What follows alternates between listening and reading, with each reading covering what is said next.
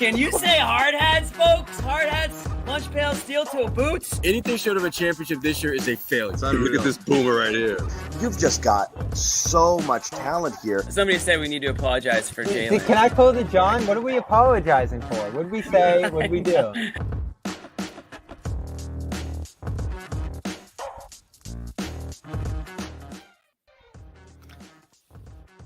Da-da-da-da. There it is.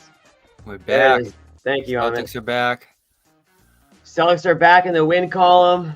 The boys are back in town. Everybody's talking about the boys are back in town. Me and Bobby, of course, coming to you guys live after a Celtics 117-107 win over the Kevin Durant-led Phoenix Suns. Little Saturday night show. Bobby, how we doing, man? Good. I enjoyed this one. Get ready, Jimmy, because this might be, aside from the Suns game next Thursday, the last big matchup for a while for this team. I was looking at that closing schedule last night. It's pretty scary how many bad teams they play, like awful teams. We're going to be in like just the dog day of the regular season until we can. This is good. I'm fine with that. I'm fine with 9 games in the standings. Yeah. Ease into some things. Get creative with some rotations. Get some guys some burn that maybe aren't getting a lot. I'm talking about like Tillman and guys like that. And then be 100% healthy. That's the important thing. 100% healthy for the start of the playoffs. Porzingis didn't get the nod. Didn't play tonight. Probably more maintenance related than anything else. I don't think anyone's too concerned there. Yeah. But the Celtics do pull it off. They hold off the fourth quarter run by Mr. Kevin Durant, who what did he end up with? 43. Oh, he was awesome. That was some vintage stuff from him. That was vintage Durant. I think it was Washburn who tweeted like, it's just something else watching Durant and Al Horford tonight too, who had a huge 3-pointer for the Celtics late in that fourth quarter to put them up 8, to really hold off. That was I guess you could call that the dagger shot if you want. 2 guys drafted in 2007 and just still doing their thing, man. Like still like big. Obviously, we're not. Can you name the 4 guys left? It's not Durant, but no. Tell me. Don't make me struggle through it. Well, you got those 2. You can't do 2 more. Nope, do it. Tell me. Jeff Green, who's in Houston. Oh, Jeff Green. Don't get me started on Jeff Green. Does he count? He counts. He's still playing. And Mike Conley up in Minnesota. And you know what? Like, I'm giving Jeff Green. I'm giving him. He just won the championship. Jeff Green has done a lot to he's talk about a guy who had a heart issue and had to go through all that and rehab and come back and to still be playing, to the point where he can be in a roster is a testament to him. But I'll never forgive him for the way things happened when the Celtics traded for him and they traded Perkins away. And I don't want to get into it. I'll get into a bad mood. But let's talk about this game, Bobby. Josue, welcome. Just in time for the Jeff Green talk. Yeah. Save it, man. Let's get into it. Don't get me started. Yeah, don't get me started. We can revisit that. I'm here for that. Yeah, we don't want to revisit that one, Josue, because it did not end the way we wanted it to. Danny Ainge needs to take that one back amongst but that's the one. All right, we got the 3 amigos here tonight, Saturday night. Maybe Sherrod jumps in. John is up. John's probably in bed Saturday night at this time. He's probably in bed. We'll give him a break. We'll give John a break tonight. He's been on a lot of these ones, but off the top, I mean, what stands out to you guys? I mean, we had a game somewhere. Yeah, we had a if the Celtics blew this one, I think John would have probably hopped on, but they pulled it off. Tatum, unlike the last couple of games, Tatum showed up tonight in the fourth quarter, had a couple big plays, couple big shots, nice emphatic dunk, and was pretty humble after the game as he usually is in the post-game interview, basically saying that he's on games where he quote unquote stinks it up, which he said was one of those nights tonight. He relies on his teammates to come through. So we'll get into that a little bit as well. Bobby, we'll start with you. Just, thoughts on tonight's win after, and we can talk about this one later again, but after a tough loss in Denver, which I'm sure a lot of people didn't stay up for that show because it was a late one. So we can maybe rehash that a bit too. Tatum characterized that loss, that performance after that game as him getting out of the way, him spacing for Brown. Another guy had it going. And I thought it was total BS. We said it on that show late that game. That was not just him, being the man of the people there, trying to get everybody else involved. He was really bad in that game. Missed shots, sloppy with the ball, all the way down the line. So tonight, I thought was actually a better example of that. And yes, he missed shots. Yes, he had some bad turnovers in this game. On the whole, it was another, I'd say, mediocre Tatum game. But to stay in the game, make the plays late, that's more the Tatum we expect, and the Tatum that wins games for this team. And I thought he said it well after the game, the fact that he can lean on the teammates. I thought there was more Derek White tonight, something we asked for last game. More Drew Holiday as well, who was pretty solid. And Jaylen Brown, great again. 2 missed free throws in the fourth quarter that could have played a big role in this game going the other way. But overall, attacking mismatches, making the right play against those mismatches when Phoenix tried to do some funky things defensively. I thought he was amazing. So I like the way they shifted their focus and ball time towards some other players, knowing that Tatum didn't really have it in this game. And at the same time, Tatum staying in the game enough to be able to make those plays late, because he wouldn't have been able to do that against Denver, as you saw in that fourth quarter. Josue? Yeah. No 100%. question. I just think a lot of the times the criticism is going to be when the Celtics, when obviously things don't go well and they lose or whatever. I think it's going to go back to, well, what happened with Tatum, and obviously that would happen tonight if it went the other way. Yeah, you know? people are licking their chops now with Tatum, right? I mean, the critics are watching his every move. It's amazing the microscope he's under, and he's listen, under. it's fair. Bobby, if he makes that corner three, you really think people would have been giving him crap, even if they were to lose in that overtime, maybe a little bit, but they would have said, "Hey, without Tatum, he hit that big shot." And in this game, I think he would have said they won, but man, did they play bad. Right. But we wouldn't have been giving him so much flack. And in this one, he hit the dagger, so to speak. But it was the other stuff as well. I mean, those 2 turnovers were ugly. I'm thinking to myself, oh, here we go again. And let's face it, the Phoenix Suns should have made at least one of those 3-pointers between Kevin Durant and Royce O'Neal. Like, they had wide open looks, wide open looks. So maybe the Celtics just caught a break. But yeah, I mean, the fact that he seemed like he wanted to play the whole fourth quarter, whether as playmaker or picking his spots. And I think that it was one of those where it was a combination of the two, where he was going to pick his spots. Whereas in Denver, it was more of the pouty, disinterested. Tonight, he looked uninvolved. Yeah, exactly. Taken out of the game. Exactly. Tonight was different. Compared to when you look at what happened in Denver, where it was just like he was just not into it at all, and it was just he was overly frustrated with his offense that it overtook his focus essentially. Right in this game, completely different. He didn't lose the focus, but his offense clearly wasn't there. His scoring wasn't there, but he was trying to find other ways to be effective. And I just think he was just way more engaged against the Suns than what we saw a couple nights ago in Denver.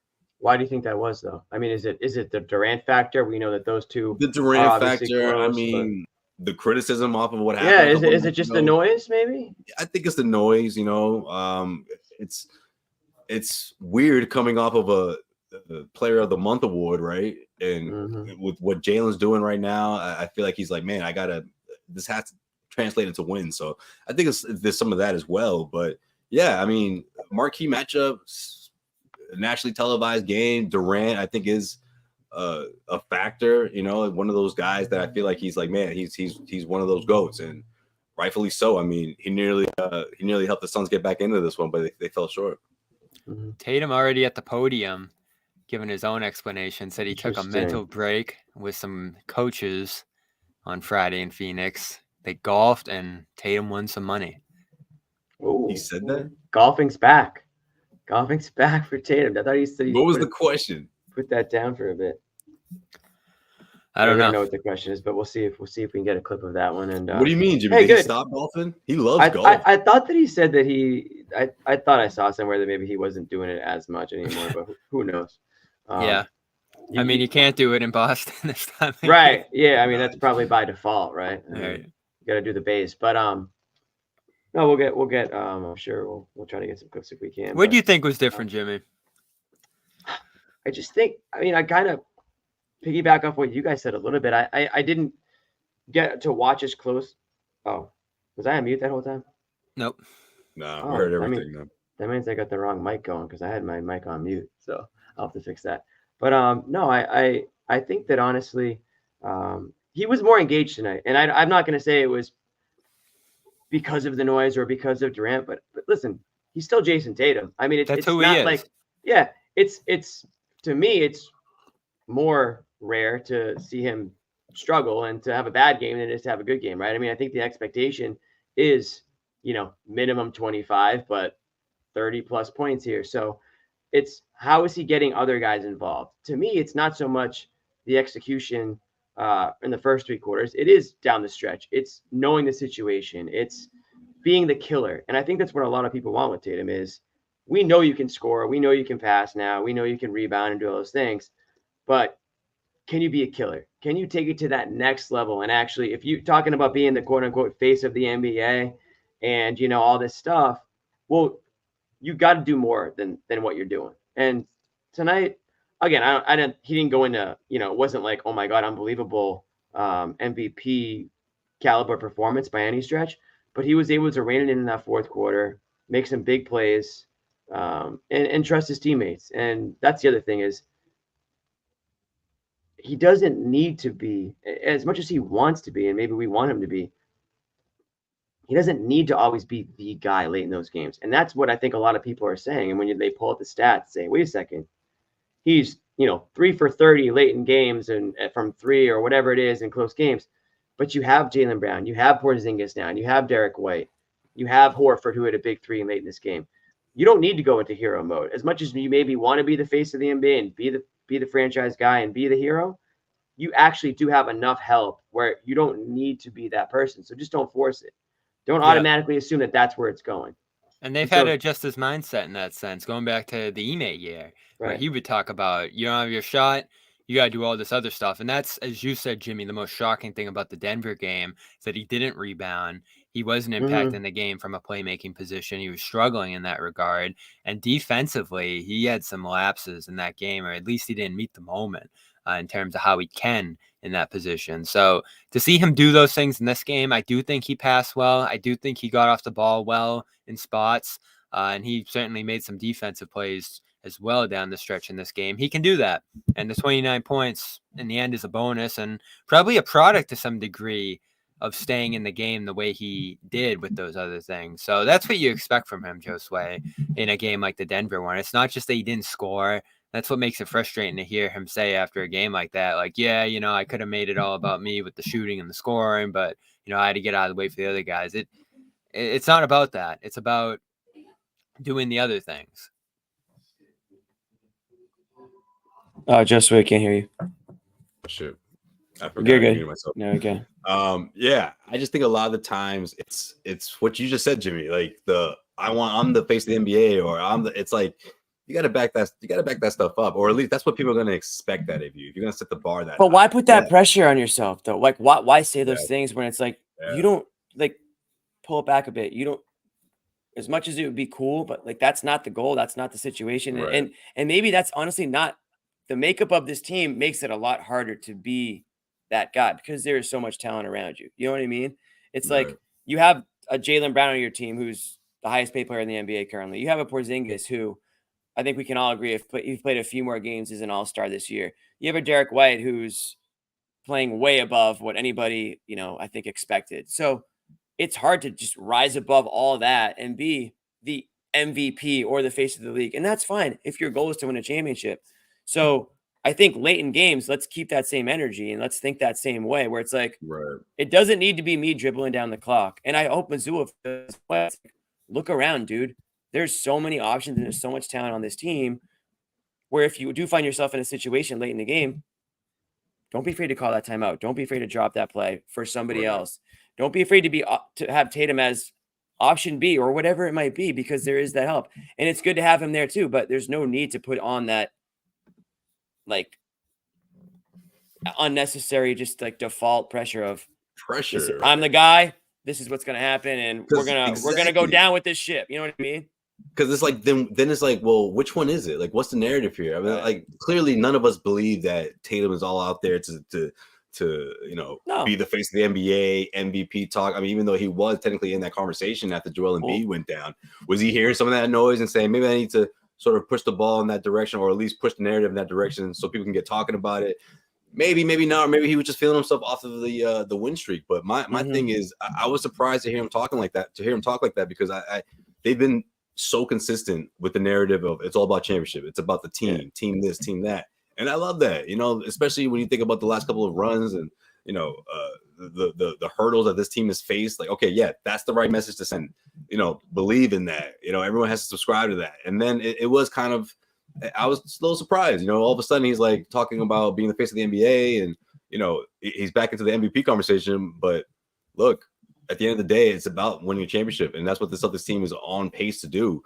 And, if he was mentioned in the MVP conversation, well, that's great. Go ahead, do your thing. But I was surprised for him to sort of like engage in that type of stuff and saying like, oh, well, I'm the face of the NBA, or when, especially after Rumble Bobby at the All-Star weekend, Adam Silver got the question, like, who's the next face of the NBA? As if like the commissioner anoints, who the face of the NBA is. Like, doesn't quite We're work already like that. worried about life after LeBron, man. Let's not rush him out the door yet. Right. Right. And then Tatum is like, it kind of felt like he was campaigning, like, hey, I'm that guy. And it was like, well, wait a minute.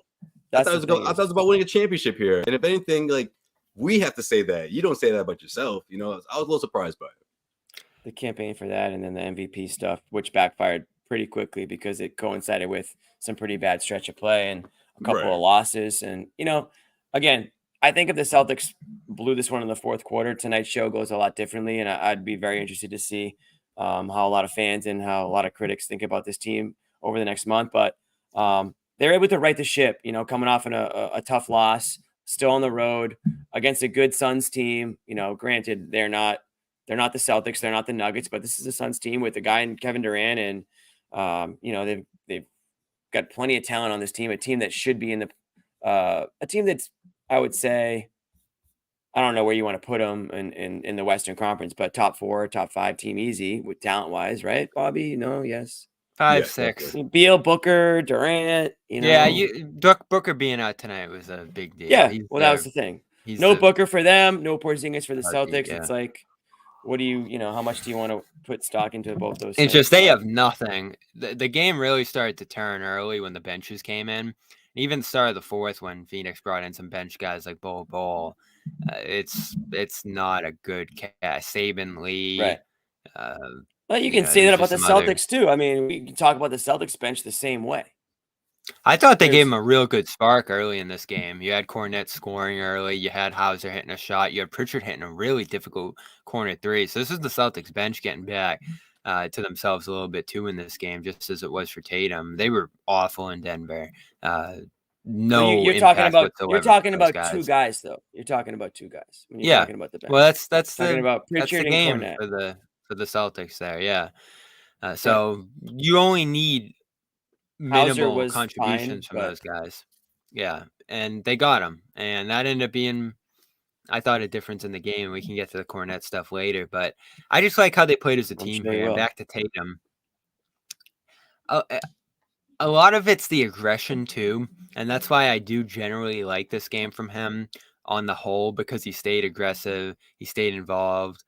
He played big minutes and he did all those little things. Yeah, and he wanted to get back into the flow of the game. Like, I'm looking at the little notes I have here. Put up a lot of shots in the fourth, and I don't think he was forcing them. I think he was getting them in the rhythm of the offense, flow of the offense. He got that nice driving dunk. He missed some open threes. He had that nice step-through move that he should have made in there, and he got a second chance to make it.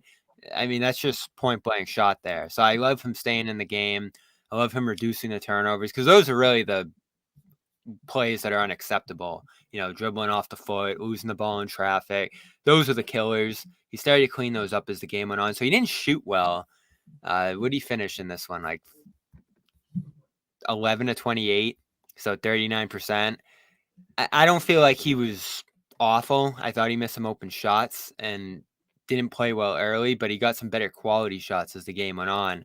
Stayed in the flow of things, because the one thing you can't do, and this is what he did against Denver, is just give up the ball, get out of the way, and, maybe he has 7-8 assists by the end of the night, but the turnovers dig into that. He's not manipulating the defense because he's not involved, and he's so passive that he's easy to guard. And that happened in the finals 2 years ago, and that happened against Denver. This wasn't that kind of game to me. I don't think Phoenix was doing anything that took him out of the game. I don't think he was passive. I thought he was aggressive, made some mistakes early, cleaned them up late. And that's what you got to do if you're him. I thought this was, as you said off the top, Jimmy, just Tatum being Tatum. And, maybe there's some things he needs to get better at to be at that next level of the game. But what they need to do to win, and as they always talk about, winning will kind of solve all those things, him staying dedicated to that kind of approach to the game. Because it's not going to be 30 points and great shooting that's going to get him to that kind of status. It's going to be stacking up championships because he has the opportunity minimizing to do that with turnovers. this team. Yeah. Oh, you mean on the big grand scheme level? Yeah, absolutely. We got a quote from Adam Himmelsbach tweeted this out. Missoula said Tatum asked him if he could go the distance in the second half, and he said yes. He said he liked his general mindset.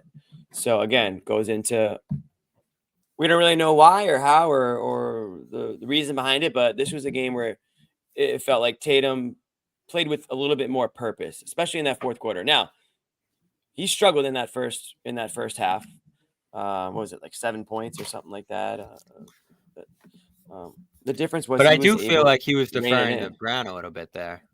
Yeah, I just think, yeah, sure. You could make that case for sure. I mean, and we haven't even mentioned Brown tonight, but 27 points for Brown, 10 of 21 from the field, 3 of 7 from 3. So Brown, again, with another strong night, and he's probably been, I think we can all agree, their most consistent player here as of late, just doing, and he's also, and maybe we can get into this, Brown has not been shy after games calling the Celtics out on their BS, and he did at halftime tonight too. Did you see his little walk off the court interview?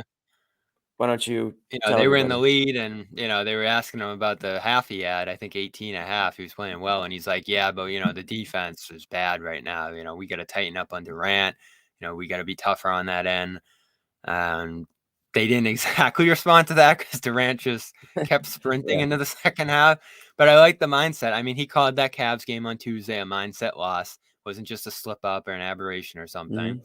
And then last game, he even had some commentary about the way Tatum played. Like, he can't just be taken out of the game. Interesting, right? Something to that effect. So I love it. They need some tough talk. I think I overstated that going into the year because they haven't had it for the most part, and they've still been amazing. But I do think it's necessary in moments, especially in intense moments, to be able to have the accountability internally. It's not going to be Joe. We know that. So it's got to be a guy on the team, and it's got to be a guy on the team with stature because the Smarts and Grants of the world are out the door. So it's got to be Brown and Tatum being able to communicate with each other. And it doesn't have to be petty and snippy and through the media. But those guys do have to be on the same page. And I thought they played well in that sense tonight. They had a couple passes to each other for some baskets. They didn't quite take turns. I thought the offense played within a good flow in this game. Like, it just looked better offensively for most of the game, even when they were missing shots. It was a bad third quarter drought. But overall, I thought it was a functional offensive performance for them. They looked more like themselves with the ball whipping around, different guys being involved. And I love White being a big part of that too. Josue, I just want your opinion on just that was the part that we missed a lot in Denver, man. Like, I thought that was a great opportunity. He was non-existent. Yeah, he was non-existent, but it's one of those spots where it's like, how does he say, "Hey, it's my turn to cook"? You know what I mean? Like, it was hard for him to sort of jump into it, so to speak, right? And I feel like not the case tonight. Like, he took the initiative, and I love that because I think this team is especially against a team like the Suns that, like, let's face it, that defense is not their thing, right? They don't want to go out there. They were awful. It's so hard for them to string together stops. And White is the kind of guy that makes defenses like that pay. Like, that's what he's about, especially when you look at stretches where you can tell they're really dialed in on trying to slow down Brown and Tatum. Like, that's when he's able to jump in there and guys make that extra pass and they find him. So we saw that tonight. But man, I was so happy for Al to finally make a 3-pointer. Like, I just thought that was a big shot. Such a big shot. And you could just tell the look on his face was just like, yes, like, okay, I still got it. And of course, what was he, 0 for 6 before that? 0 for 6, dead in the corner. No one's near you. He's like, shoot. Take this. Whoa. Didn't even think twice. And lights out, like Jimmy's light right now, man. Like, hold on. That was it. I mean, Tatum was technically the dagger after the fact, but that was one of those like, oh, okay, Phoenix is kind of in trouble now. Whereas right before that, it's like, man, this is almost anyone's game now. Even though Celtics had a lead, it's a 1-possession game, and someone like Durant out there, well over 40 points, could have reached 50 if he had enough time. It felt like it could have been one of those nights where these two go into overtime. But yeah, I mean, look, that's the luxury of having guys that can just step in there and hit some big shots. Jrue Holiday, you can make that case for him. Those back-to-back threes in Denver, but obviously, they had to. It put them in place to complete a comeback, but it fell short. But tonight, it was the extra shot, the extra passes that sealed off any hopes of a Phoenix Suns comeback in the fourth.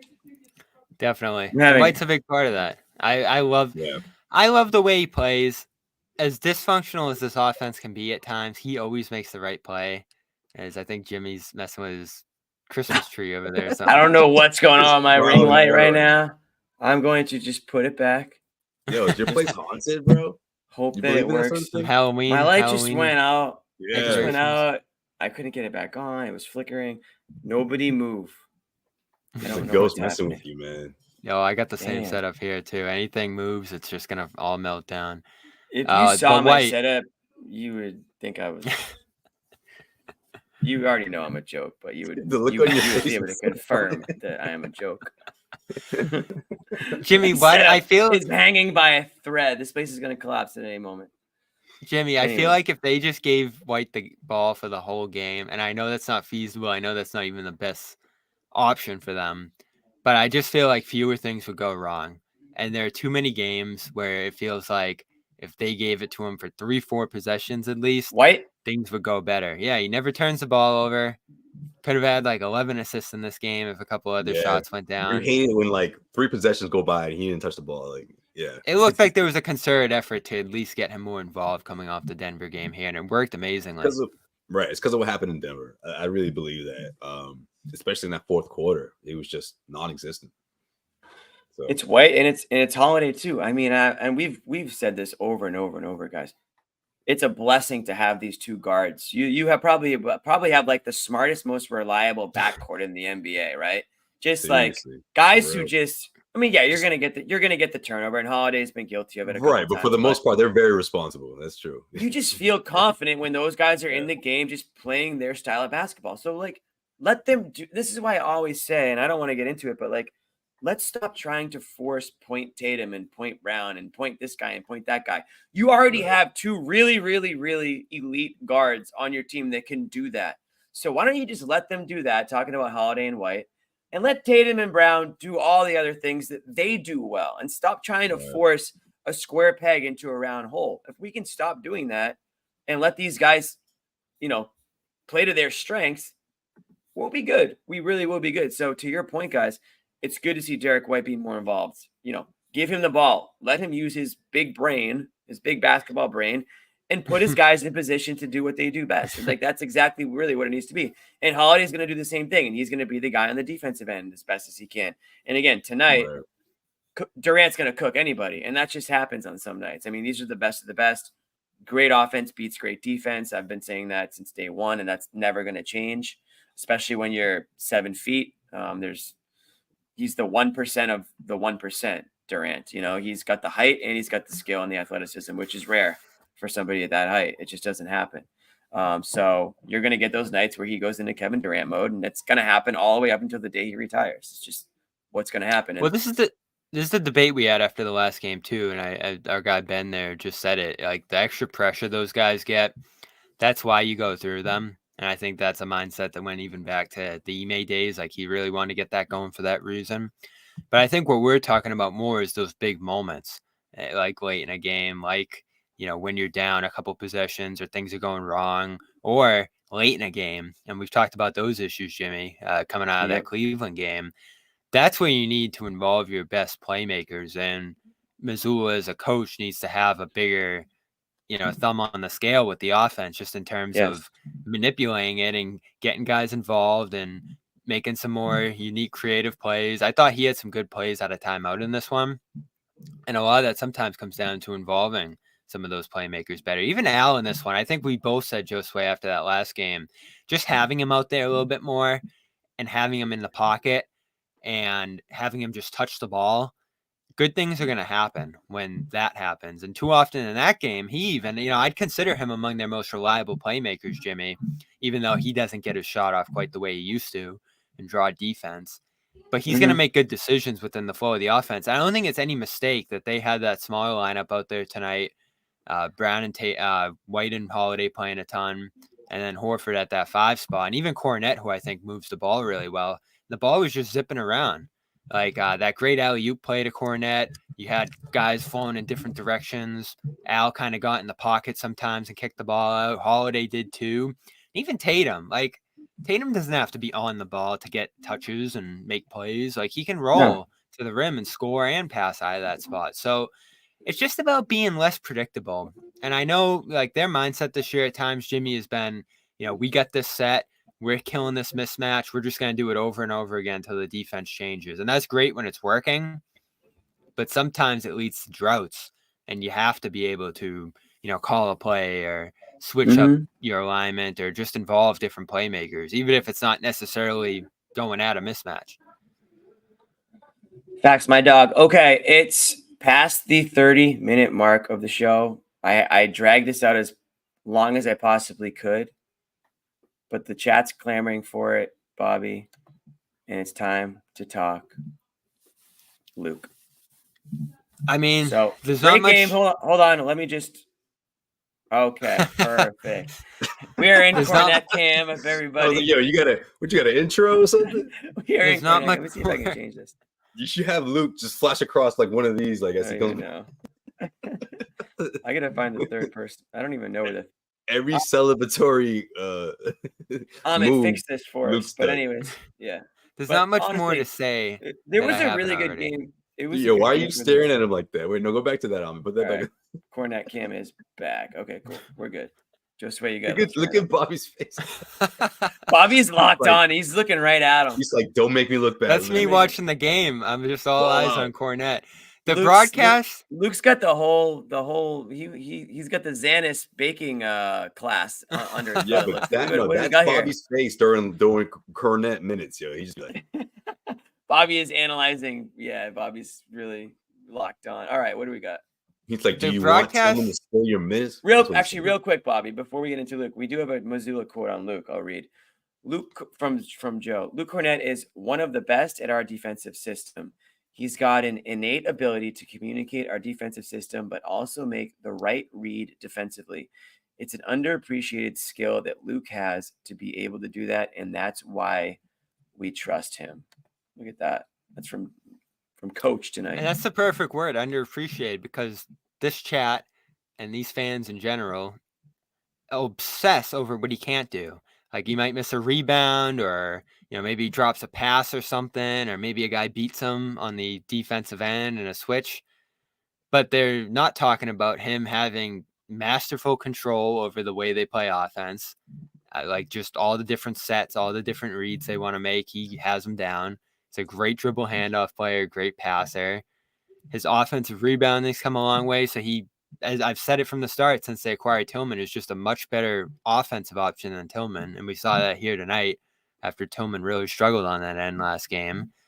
And then on defense, he's a good positional defender. And in a game like this, you could put him on David Roddy, could put him on, a guy like Bol. And I know Bol got a couple flip shots in over him, but he's able to position himself below the rim. And, if a guy's not able to hit shots from 3 over him, he can really disrupt things in the paint. And I thought they built up a nice lead, nice flow with him out there. And I know he dropped a couple of rebounds that went the other way, but then he made it right back up with the alley-oop.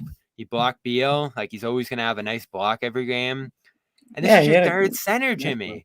Like, right. What are people expecting out of your third center who makes $1 million? You're not going to find anyone close to this for that price, for that role. And he, over 3 years, has mastered that role. So is he going to post up and score a ton? No. Is he going to score 14 points every night? No. So I'm not even worried about that in this game. But every night he's just going to give you a nice rotation. And I think even in the playoffs, if they want to play 3 bigs, he could give you one good rotation in a playoff series. And luckily you have 2 bigs in front of him. We're ultra reliable. But we're getting to the point, Jimmy, with his improvements, that if Horford was like down for a game in the playoffs, or like even like, you know, God forbid Porzingis goes down for a game, you might not Knock be on wood. screwed. You might not be screwed because he's just that good You playing the might. way they play. Put it on his tombstone. We might not be screwed. That's all I'm saying. Why do we obsess over the things he can't do? Is it extremely matchup based though, Bobby? He's matchup based. I mean, I've always he said couldn't that. couldn't sniff the court in Denver. I think they were just trying things in that game, and honestly, Josue, it might have gone better if they played him. Josue playing possibly Kornet or not. Yeah. I just feel like it was one of those great opportunities for Tillman, but maybe Yeah, right. I had no problem with them playing him. maybe Why we not don't get try this. both guys? I mean, this is your last chance. Oh, you want some double big Tillman Kornet? No, not at the same time. Let me be very clear. But like, Oh, Would okay. lose it. let's see how one guy looks, and then let's see how the other guy looks if it's not as effective that time, because this is your opportunity to do that. I just find it strange that, you know, Luke goes from having, you know, a great game tonight, but previously couldn't sniff the court. I don't know, like, and you're saying, oh, we might not be screwed. Well, it's like, if Mazzulla is that confident in him, and it sounds like he is based on what he said about him tonight, why is he getting DNP CDs? Is he really that much of a matchup based guy? I think that was just experiment for that night, letting Tillman get extended run. Mavericks game similar. Like, you have 4 centers right now, so you're gonna have to find spots to put them in. And the tough part, Jimmy, is in that Cleveland game on Tuesday, I thought that double big look with him and Al really struggled. Like, the offense was just flat with those guys out there. They were able to ignore those guys too much. And that's really a big reason why that Cavs run to win the game got jump-started. The Celtics just went stale for too many minutes there. And I think it's the same deal. Somebody woke up from his Saturday night, a little late night nap. John Zannis is in the chat, everybody. Nah, you know he's watching. He's watching us, and that's not the real John Zannis. I don't know. No, it is. It's got the. I think it is. It's got to be. That's the blue check mark of YouTube. Nobody But wants that tool mark. Nobody wants to be John Zannis, so there's nobody pretending to be John Zannis except John Zannis. Someone's pretending to be his pies, but that's that's a different story. We'll take that. But how do you feel about Kornet, Jimmy? How I've always felt, Bobby. It's just thanks for being consistent. To your point, he's their third center, and where I disagree with you, Bobby, is that like, I don't really want to see a whole lot of him in the playoffs, because theoretically the rotation is going to go down to like 7 or 8 guys at most. And I'm fine with that. And that tells me it's like you said, somebody might be hurt. So I don't really care one way or the other. I mean, I think he is who he is. He's a third center. He played well tonight. He actually looked athletic out there. I mean, I forget who threw it to him, but he caught like a legit alley-oop tonight and like actually like brought the ball over and strong too. Remember Josue, that offensive rebound he grabbed in traffic against the Warriors? And you're seeing him in more and more matchups where you think he'd really be screwed, able to survive out there. So again, you're thin, Jimmy. I feel like he heard that talk, man. People being like, Tillman's gonna give you more of that muscle, that physicality. You heard my question. I was just gonna say, Bobby, don't you dare ask Luke if the DNP CD little bit of a fire under him, because you're gonna get Celtics Twitter all up in arms. Isn't that amazing too? That was the political response, though. They can't stand Kornet. Yeah, but when I asked Kornet a tough question, it's hell for me. So I didn't get that, but I've been, and this is why I felt the Banton stat line is crazy. Yeah, that's fair. Yeah, Tatum gave us his Banton impression tonight. Best Banton impression he could give. Yeah, he did. We're gonna have a lot of Banton talk on Monday, so I think we'll save that. Are we? Oh God, I might have to miss that show. You're gonna want to miss that show, Jimmy. That's a late one, right? That's gonna be a late 10:30. one. I don't think I'll be on that one. This is the I saw Brogdon's been out since like early February. That's shocking. Shaedon Sharp's been out since early January, and they started a group of players you probably don't know 4 out of 5 last game. Well, you know Banton because he played here, but yeah, that's the kind of lineup their Blazers are running. But the rest is going to start here, and luckily you'll be able to have your little Kornet Tillman battle over those next 2 games, and you'll be able to see some of the guys deeper on the bench get bigger roles, because I think it's officially time, Jimmy, for rest, experimenting, and seeing what you have in some of these depth guys, and that could include a Jaden Springer. I know, JD Davison's on this trip too. Do you want to try him out a little bit if you're really sitting a lot of guys in one of these games down the stretch of the season? No. Probably not. But we'll see. Not really. Yeah, probably not. But it's that time of year. I think this race is over in the East. I think the games are starting to dry up where you're trying to prove yourself here, and you've gotten through them decently. And that schedule at the end of the year is going to be a real slog here. So I'm glad to have these games while we have them. But it begins Monday. Blazers, Jazz, even next weekend, the Wizards. Yeah. Get ready. We got all our big games right in a row here. Bobby said some chumps are coming in. We got some big games. And before those big games happen, guys, you're going to want to download PrizePicks, because it's going to make those big games even more fun to watch, and you can join in on the fun that PrizePicks allows you to have while watching these games. So if you get online, download the app. You want to download the app today and use the code CLNS for a first deposit match of up to $100. So I mean, it's 100% match up to 100. So it only makes sense to do 100. Get that out there so we keep the banner up there, guys. But what is PrizePicks? PrizePicks is the largest daily fantasy sports platform in North America. The earliest and most exciting way to play daily fantasy sports. It's just you against the numbers instead of battling thousands of other players, including pros and sharks, because we all know that those guys have all the analytics and everything.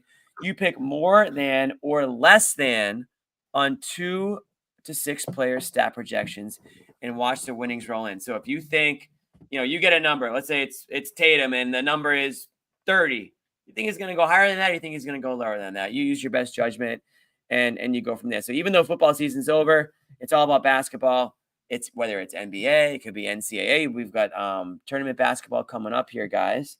And you just get on the excitement with it. It's America's #1 fantasy sports app. You can turn your hoops knowledge into serious cash. And you can also play against people like Meek Mill and Sugar Sean O'Malley. Go to the community plays under the promos tab of the app to view entries from some of the biggest names in the PrizePick community each week. So I'm having a lot of fun with it. I can't say that I'm good enough yet to give my tips and tricks out and my strategies, guys, but I'm starting to learn, what to look for with these numbers. And I'm starting to, okay, why is it this number today? Like what's going into this? That's the key. Yeah. And then my brain starts to go into overdrive, which is typically a bad thing. And I screw the whole thing up. But if you're not like me, that's good news, because you'll be able to figure out, and it's fun. And again, the best part is you're not going up against some, guy who's, got the analytics and the numbers and he's crunching them in front of your face and you're going to automatically lose. So anyways, that's PrizePicks, guys. Go download the app. Don't think too hard. Just pick 100. Yeah, that's the way to do it. 100% deposit match with the promo code CLNS and join in on the fun with us. Okay. Who haven't we hit on? We've hit on Luke. We've hit on Tatum. We've hit on Brown. We've hit on Derek White. Is there anything left in this one specifically, guys, or do you want to look towards something different? That would leave Holiday. Yeah. And here he is. We've got the Holiday stat line right here. 15 points, 5-7 from the field. A few solid 3-pointers tonight. The threes, just a solid game. Yeah, just this is a Derek White. I mean, this is a Jrue Holiday game. I mean, 15, 20 points, kind of like where he's at. Threes. I feel like the offense is guarded Durant quite a bit. He had a tough time there. Did the best he could, but again, it was one of those games, right? Right. I mean, Durant. I just want to say this about Durant. I don't know how it's going to happen. I don't know at what point of his career it'll happen. Oh, he's going to be in Boston? I just need him in Boston, even for 1 year. Wow. This guy, man. Is that your prediction? Giannis? No, it's not a prediction. It's just something I want to see happen at some point. Just call it a prediction. We'll clip it and we'll post it on social tomorrow. We can. Is that a prediction, Bobby? What's your prediction? I feel like he will at some point. Maybe not. Durant? Who? Maybe Who not will? in the near future. We need to clip this for social. Yeah, who Bobby, we what's talking your about? prediction? I feel what's like the your way he's prediction? moved teams in his career, you could Who? see Durant in Boston. Bobby, one we're day. trying to clip this. Okay, let's start over. Ooh. Wait, what's your prediction? He said it already. Do that again. Try it one more time. I don't- What's your prediction? I don't feel great about it because he's getting older. He's even talked about not wanting to play for super long. I think he's even shot past Who? that. We're trying to clip this. Durant. Oh, Durant. What's your prediction though? Wow. What about him? I feel like he's gonna play in Boston one day, and it might not be next man. year. Wow. Might not be in his prime, but I'd love to see it. Especially, I mean, Sort? he's still playing on. He's that still like playing maybe- on like the old. Maybe based deal on something you've heard, maybe you think like you just have. What do you based think on about some it, Jimmy? knowledge of the situation. You think Durant's coming to I Boston at don't some know, point. but Jimmy's acting is cracking me up. No. You guys did like Flip 3 it. takes. It's just a Comment, dream. Flip that social. No, I think it's per source. I'm gonna say that's per source. It's a Right. dream. He could. You talked about the 07 draft, Jimmy. He could have been here then. Then you go back to the free agency of 2016. It looked like they I were was gonna like the say, next no, team let's up. go back there because if you're Durant, I mean, let's face it. he Well, probably we doesn't know, have any- we know Tatum wants it. We know Tatum Well, wants it. no, I was gonna say if you go back to that meeting that happened on the vineyard and with Kelly There we Olynyk go, like shirt Shaq. and Then you had the Tom summer Brady pulled up. 2022. Well, no, my thing is if you go back to that, I don't think Durant would look back and say, "Man, I regret it. I should have went to Boston then." But he did get that nice talk with Tom Brady and the city of Boston and all. Like you wonder if that's still in the back of his head when he's thinking about his next move, if that ever happens. But it wouldn't surprise me. I know. I wonder if Tatum Phoenix is the last stop. Tatum could convince him. Man, You just never It- know where it he's wouldn't at. surprise Like, it's me. It amazing. wouldn't surprise me if it's not his last stop. It really wouldn't, Bobby. my only concern know, is it's like amazing the that the freaking Warriors won CBA. his I last feel like stop. the CBA just makes everything so complicated. I'm sure it's gonna like prevent it from happening in some way.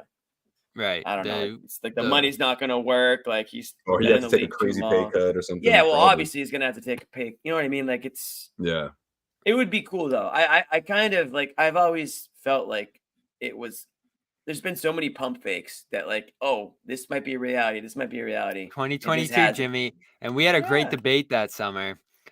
And looking back did. on it, I know John was a no back then, and he might have actually been right because it would have been like Brown, White, 3 picks at least. It would have just been so much going out the door. And he's had injury concerns. He's had I don't some know. games. I think John actually was wrong, and I think a lot of people would now, knowing what they know, do it because Trade Durant's White still- and Brown for him? was White part of that conversation. I think it was a He was in Brown. the offer, right? He was in the offer. that was reported. The Godfather. That offer. makes it tough. That definitely makes it tough. But And what he's I think become has been the Yeah, 'cause hesitation, that was the old White. the hesitation Right. was more so like we don't know if Durant's ever going to be Durant again, and I think it's safe to say that he was, and he still can be. Remember how And yeah, bad he he did- was he in did that still miss playoff some series? time. Yeah. Well, yeah, that's Yeah. right, Jimmy. Everyone was afraid about the epic drop off, which happens to guys like Durant, Right. But And it credit hasn't to happened. Brown But it- too, but it who's hasn't. just leveled up in an incredible way to where he's going to be a back-to-back All-NBA guy. And we didn't know he had that in him then either. You worried about that him true? leaving. Wait a second. I wouldn't think just so. automatically He's- assume Brown's going to be an All NBA guy. He's averaging what, think 29 he a will? game over his I last think 50 games? here? Automatic? I think No, he's I don't pretty think. I don't firmly in think there. Brown isn't. No, I disagree. Dude, there's a lot of talent in the NBA. It's not really even a knock on Brown. I mean, there's just a lot of talent in the NBA these days. Yeah, and but this I stretch that he's on right now, man, I would hit the pause button on just Otto Brown's an All NBA guy this year for sure. He's shooting better than last year. He's scoring having a a- little less, obviously. He's having a really good season, and as of late, he's definitely turned things around. Turnovers are but- down, assists are up.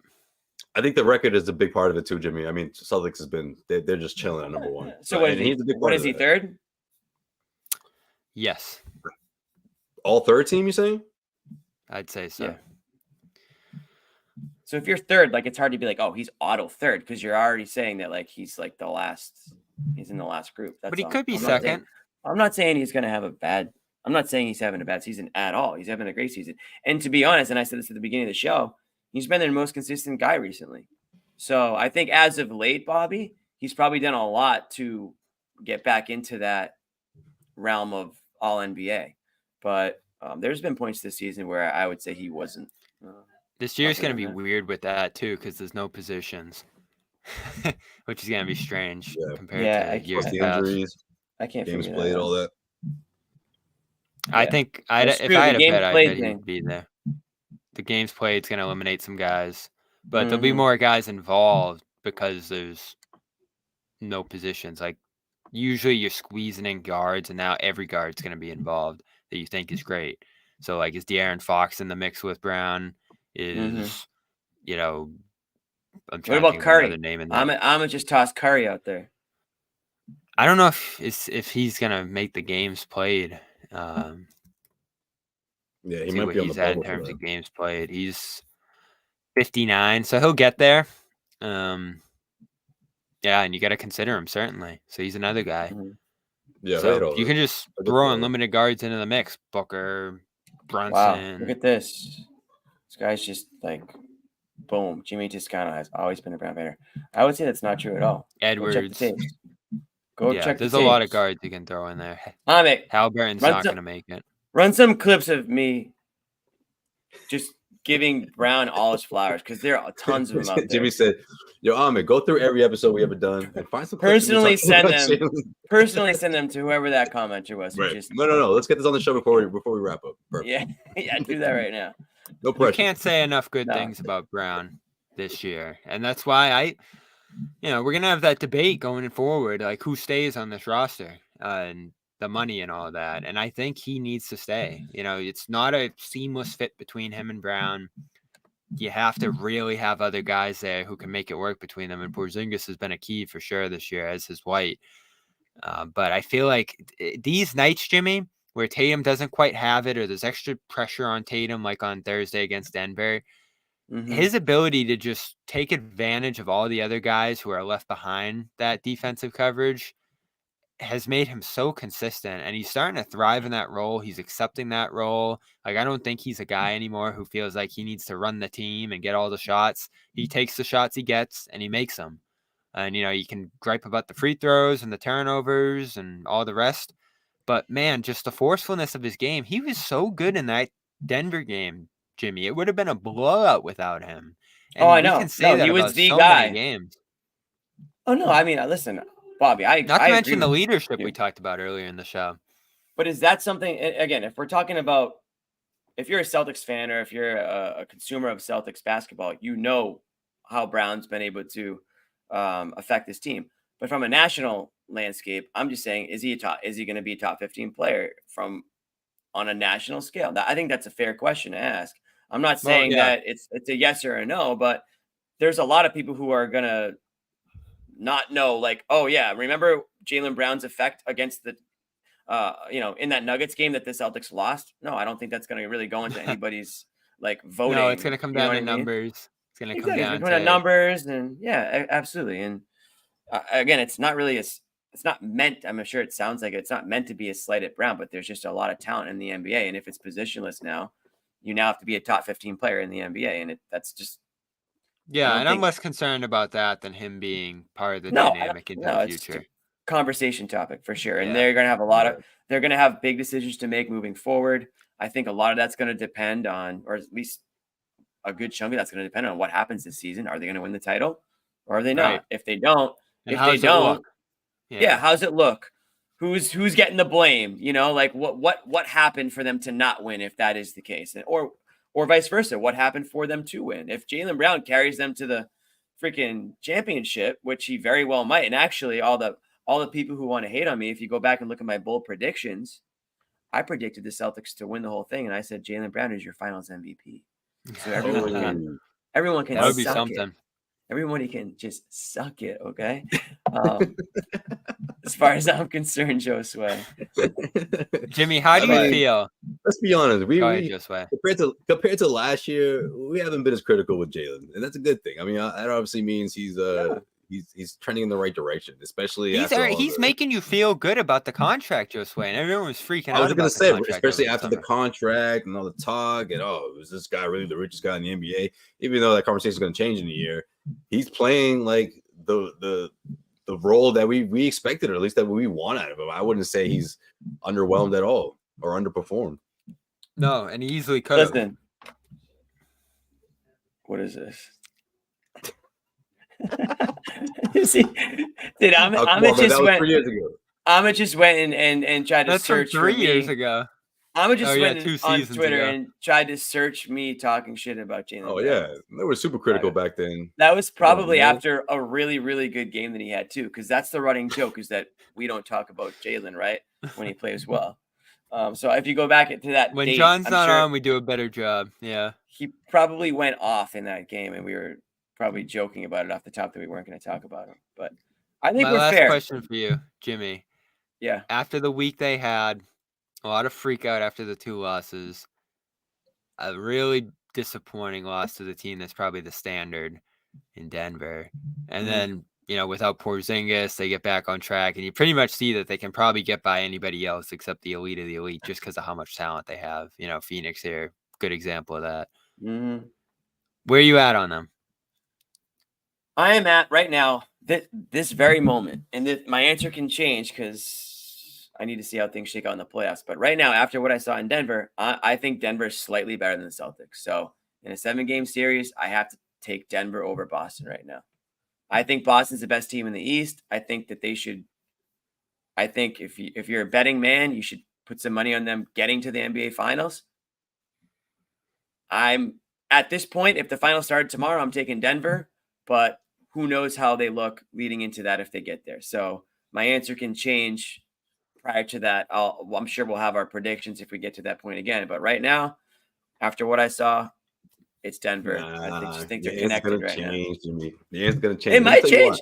I guarantee you it'll change. I guarantee you it'll change. But right now, this is where I'm at. This is what happens. Think about it, guys. This is like with the 30 in a row where it's like you ride the wave of a deep playoff run, and when you get to the finals, you're just like, oh, there's no way these guys can lose. I mean, look, in 2022, looking back on it, I feel like one of us should have called this thing right, but none of us did, right? If I'm not mistaken, we all picked the Celtics, but we were so like, maybe we had blinders on, but like, I just feel like when you ride the wave of that momentum, you're like, oh, this is going to carry over. And sometimes, we overlooked on the other side of things. So that's why you gotta really question everything with them, because they've had great teams and they've let also down.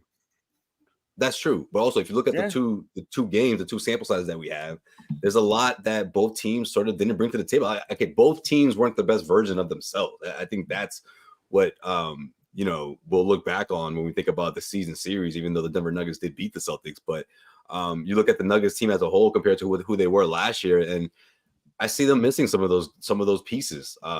Caldwell Pope, Bruce Brown, I thought was huge for them in that run. Shit, even Jeff Green, right? I mean, yeah. What's up? KCP's still there, but yeah, lose Brown, lose Green. Right, but he wasn't. The other night. He didn't play. That's the thing. Like, I feel like we didn't see in both of those games. There were instances where they weren't all there, and I think that throughout the postseason, we'll find out more about this Nuggets team. I'm not saying they're gonna have a hard time getting to the finals. They might. I think.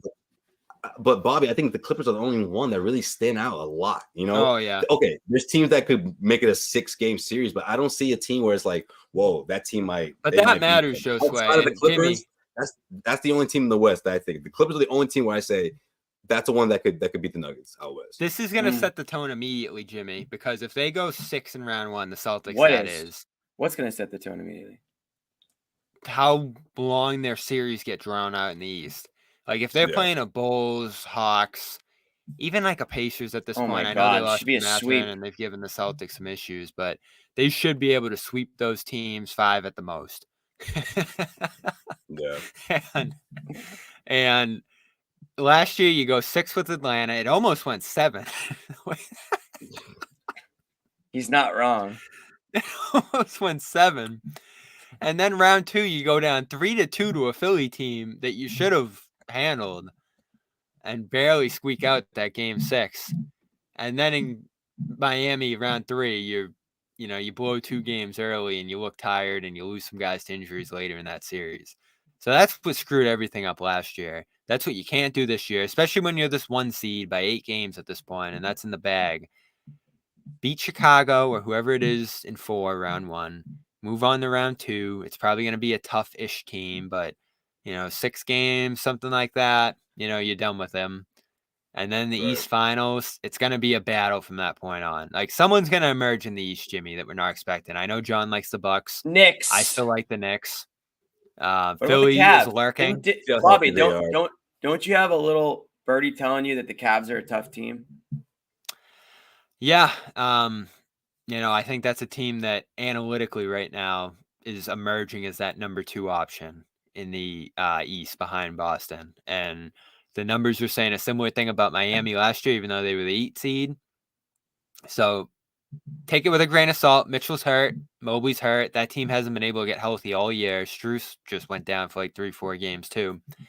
So I don't know if they're going to be able to play together and get right. And they certainly had a huge playoff disappointment last year. But, they played you tough last year. You always have to respect the Heat. But, let's just admit it, Jimmy. They got a major break round 1 last year. Like, if Giannis is healthy, do they get out of round 1? I don't know.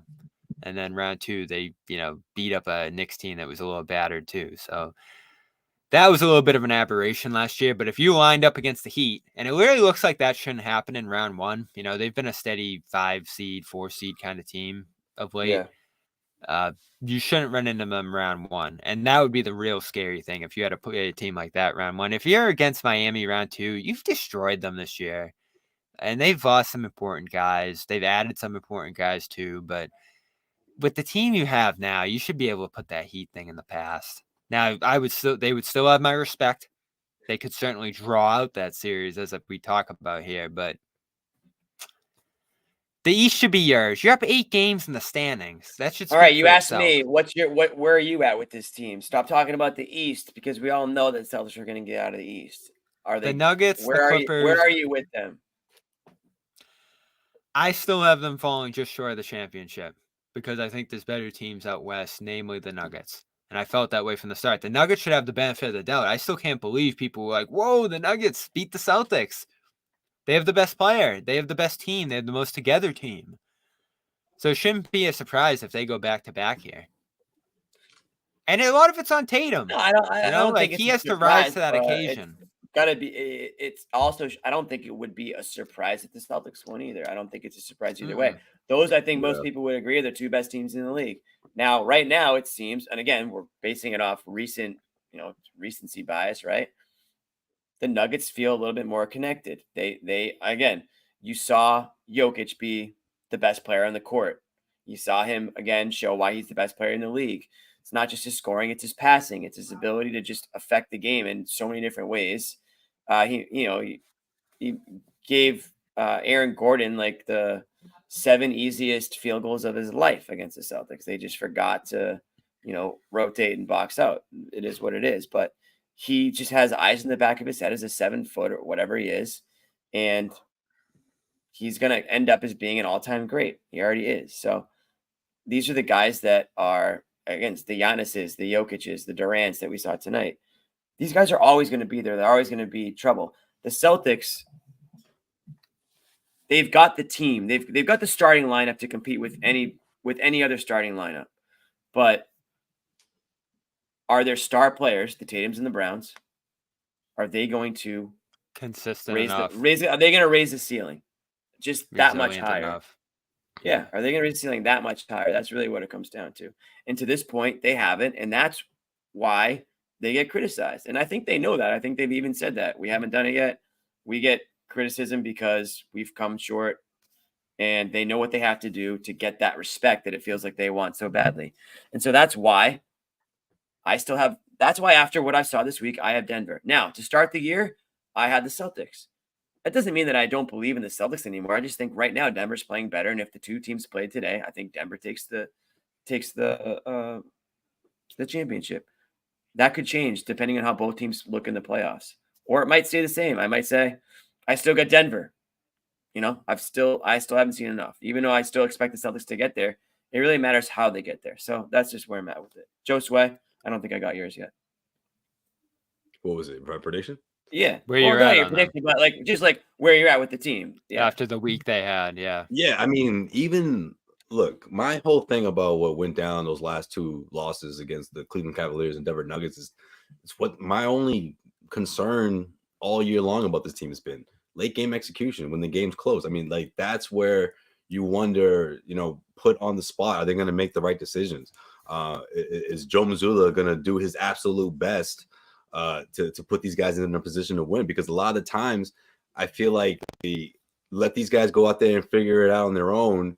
It's a big spot for them. And even though these guys are getting more used to it, you wonder how much of that experience is going to translate into doing the absolute right thing in the postseason. I mean, I like that these guys got those 2 L's. It's good in the sense that, it gives them that experience just to, hey, we got to be the margin error is super thin down the stretch. We got to be much more efficient. I love that Kristaps Porzingis had that great, matchup against Jokic, the best of the best. You can tell he was just really enjoying that moment, and also maybe a little too much. Kind of like, man, that's Jokic. You know what I mean? I felt like he needed that experience, and I'm glad that he got that. But it doesn't change my level of concern because we haven't seen it consistent enough, and that's a testament to how dominant the Celtics have been. It's like, wait. Like, why are you beating up on these teams so much? I want to see how you guys are doing at the end of the fourth quarter. So obviously, like you can't fault them for that, but it doesn't make me feel any better coming out of what we saw in those 2 losses. Even if they lost it in different ways, I don't think it would have. I mean, maybe it helps, but the fact that it came down to, maybe the corner 3 from Tatum. If he makes that's just kind of how the game presented itself, but getting to that point is what worries me. 0 for 8 from behind the 3-point arc and giving out a huge lead like that. Sure, is someone on the other team going to score 20 points in the fourth quarter all the time? No, but the way you handle that just didn't feel great. How much is Kristaps Porzingis going to be involved? Does he disappear in the last 2 minutes no matter what? Does the ball always have to go to Tatum at the end of the game if the game is tied? How do we feel about that? Especially if he's not having a great shooting night. I just feel like this pattern that we saw a lot last year kind of comes back to repeat itself when they're in those situations. So we'll see. I want to show the 2, Jimmy, because but in terms of them winning the East, none of that has changed. No, I think me neither. It would be an epic failure, collapse, whatever you want to label it as. If they don't make it to the NBA Finals. I mean, we all picked them in the beginning of the year. We all picked them to win the East. And I would imagine we're all more confident in that prediction now than we were, than we were to start the year. Now, Bobby had them losing to the Nuggets in 6. Me and Josue had them winning. Sherrod had them winning. John had them winning. So we all had Celtics and Nuggets, right? We all had John had the Warriors. John had the Warriors, but he always goes for the Bulls, though. I had the Suns, which sounds like that's going to be wrong too. Bobby did have the Nuggets. Bobby predicted Nuggets in 6, so that seems. I bet you he would keep. What they did last year, they stormed through the playoffs, and Jokic is just so much better than any other star. What's interesting is that right now the Celtics are still favorites to win the whole as thing. they were last year. Remember, they were down like 3-0, and the odds were still like 300 or something for them, and like Vegas just kept believing in them the whole way until they finally lost. So I mean, the odds have always loved the Celtics for some reason or another. Actually, they're plus 210 right now, and the Nuggets are plus 420. So I mean, that's double. That's quick math. I get it.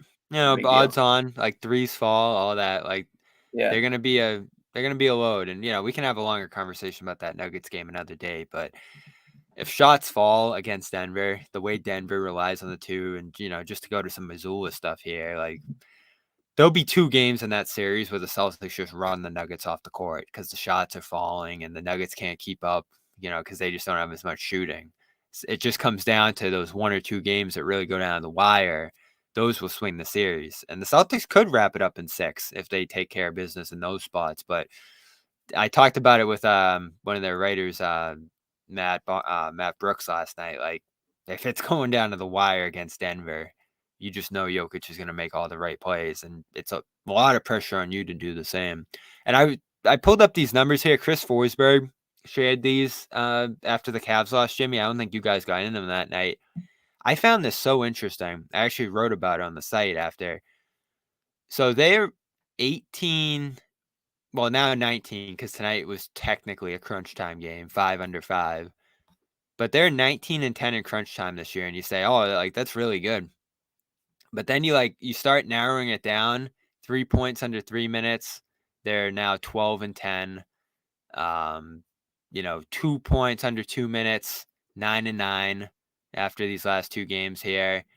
Go down to 1 point in the final 1 minute. They are 4 and 7 now, I believe. Or 4 and 7 because tonight didn't get there. And then you bring it down to the last 10 seconds, and they are 2 and 6 after that Nuggets game. Well, no, technically no. 2 and 5 still after the Cavs game because they didn't go down to the last shot in Denver. But still some crunch time struggles here. As you start to narrow down later and later into the game, closer and closer. So, that was some good stuff by Forsberg there, digging that up after the Cavs game because we came down the last shot again, and Celtics slipped up in that spot.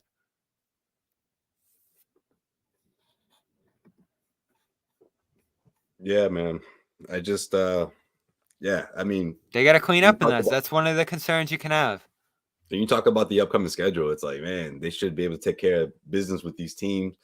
But they're not going to have a lot of opportunities to work on it, Josue. That's the thing. But that's the thing. I was just going to say, you wish you had another Denver matchup coming out, honestly. But you got the Suns coming in town next weekend. I hope they're completely healthy. We'll see what Booker's like. But I mean, that's probably their next big test. And I'm ready to see the Phoenix Suns put up their best fight. So let's see how the Celtics counter that for sure. But outside of that, I mean, that's probably one of the bigger matchups left in the regular season before the Suns going to be April and going into the playoffs. So, but yeah, Suns aside, next Friday. Suns aside, it's Blazers, Jazz, Wizards, next Pistons. Thursday.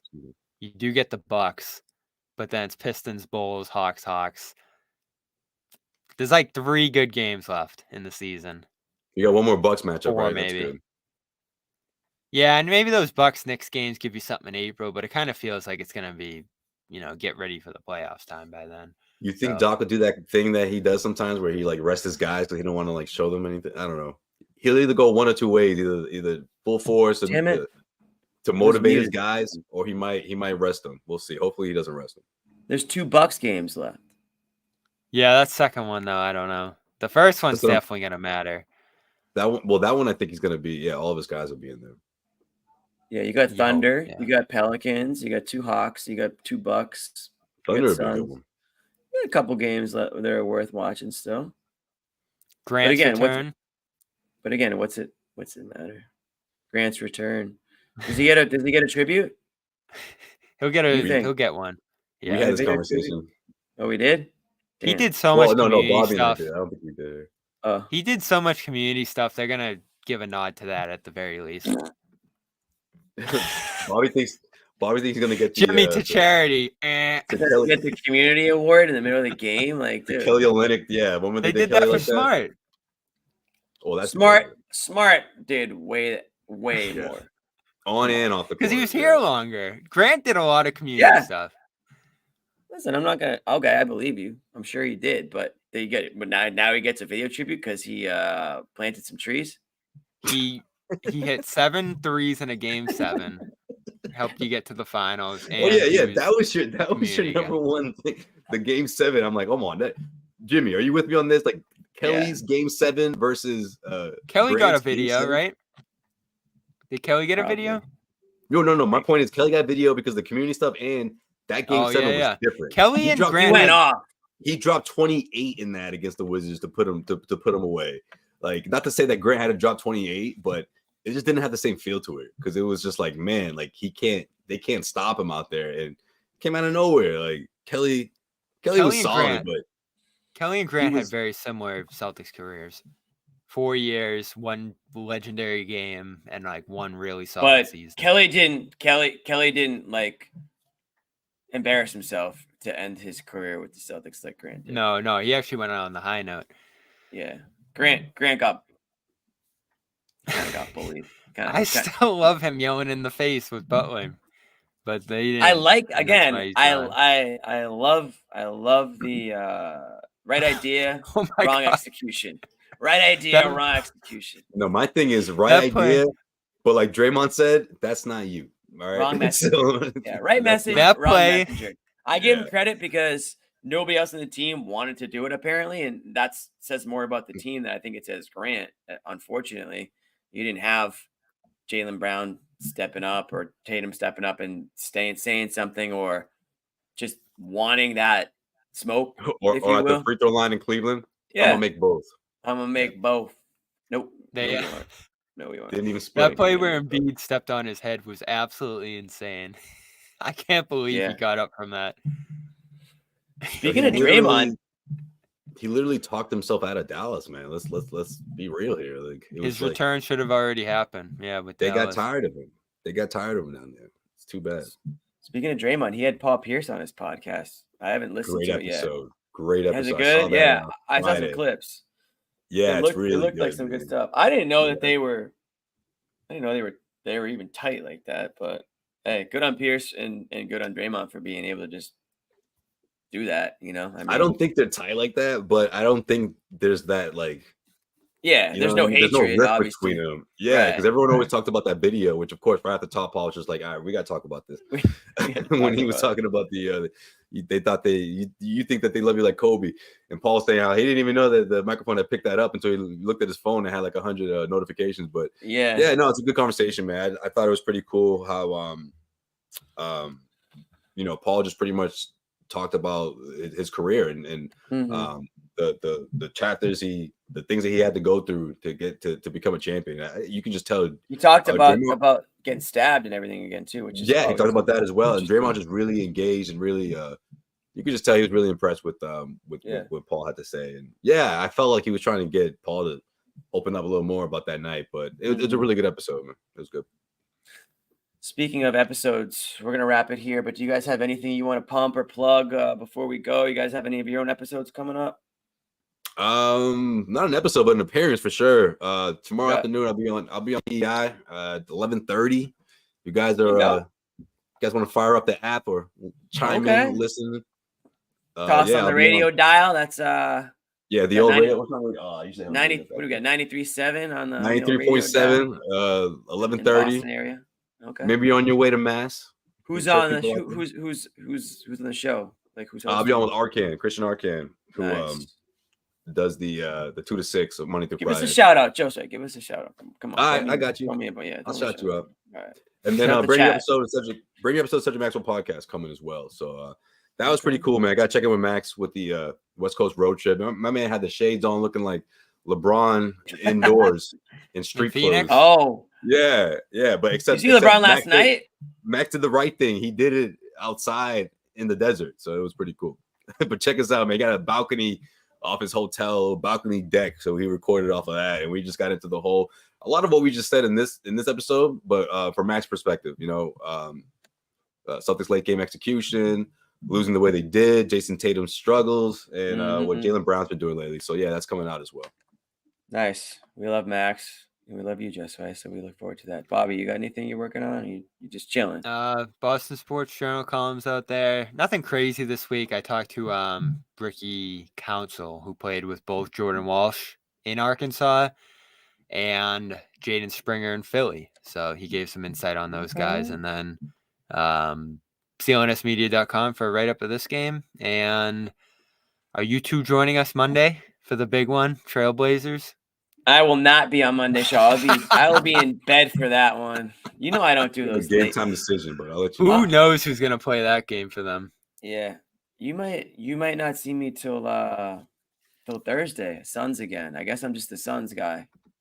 The Celtics got a back-to-back, huh? Monday, Tuesday. Monday, Tuesday. Ooh. This is the tough. Blazers lineup right now. Delano Banton, Anthony Simons, Chris Murray, Duop Reith, and Tumani Kamara.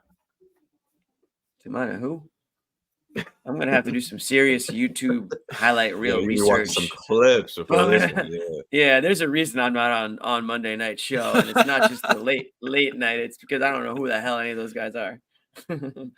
All right, so we got Trailblazers Monday, Jazz Tuesday. Listen, we got everybody covered. Everyone's covered for these games. Then the Celtics come back to Boston just for one game against Phoenix. Little weird little trip here. Then they hit the road for Washington. That's your next week right there. So Blazers, Jazz, Suns, Wizards. We'll have you guys covered the whole way through. Once again, we want to thank PrizePicks. I'm gonna hit PrizePicks.